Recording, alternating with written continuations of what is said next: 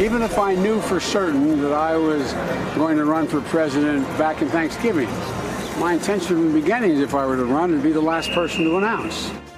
Welcome back. He might not be the last person to get in the race, but Joe Biden, it looks like, is on the verge of entering the Democratic presidential contest after months of suspense. And will he or won't he? Hand-wringing sources telling NBC News the former vice president will announce his 2020 campaign with an online video on Thursday morning. And so all the speculation we've had, Joe Biden, it looks like, is going to go for it. We've had all these polls out there that include him. He's not actually running. Well, now he'll actually be a candidate along with all the other announced candidates on here, although, there's Bill de Blasio. He's in this one. He's not announced either. But Biden, how does he stack up right now as he enters this race? What are some of the emerging dynamics to look for in the Democratic field? This is the poll that was out today, Monmouth. It's very similar to what we've been seeing. Biden will enter this race as the front runner. That's not an overwhelming front runner by any historical standard. He's been getting in the high 20s in most polls. Sanders has been running second, and recently it's Pete Buttigieg who's been moving up. You see him tying for third place here. He was obviously an asterisk just a couple months ago. So that's the overall lay of the land on the Democratic side. Some very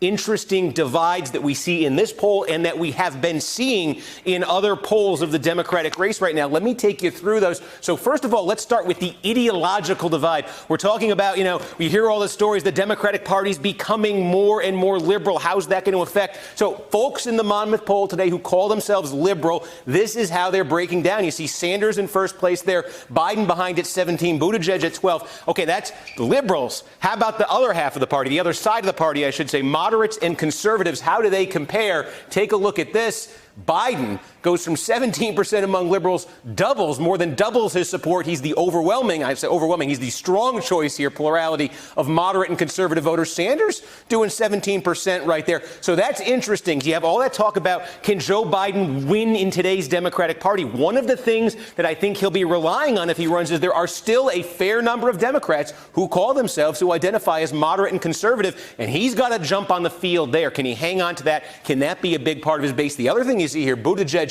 his rise, look, 12% among liberals, among moderates, conservatives, less than half of that, 5%. It's been more liberals who've been propelling him. How about the divide when it comes to age? You see folks under 50 years old here. Sanders out in front, Biden second place, Buttigieg 10%. Now let's go to the older demographic, 50 plus. Look at that. Again, Biden jumps into first place, but look at that drop for Bernie Sanders from 30% among Democrats under 50 years old. It's cut down to 10%. Okay, older voters, 50 plus. So again, you see an interesting age dynamic emerging right there. And here's one more race: white voters, Biden 27%. You see Sanders, Buttigieg, Warren, Harris, O'Rourke. How about non-white voters? Again, look at this. You see, first of all, Sanders doing fairly well with this group. We talked in 2016, his struggle with African-American voters, one of the big reasons Hillary Clinton was able to put him away. Is he going to improve this time? You see Kamala Harris, 11%. Here's another one, though. Pete Buttigieg, this coalition,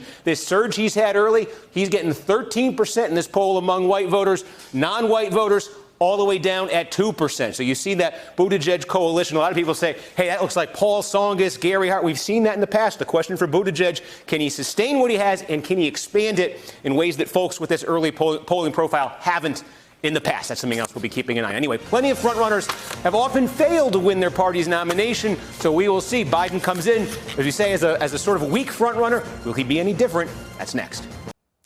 Hello, YouTubers. If you're watching this, it means you've checked out our channel, so thank you. Now do me a favor, subscribe by clicking on that button down there.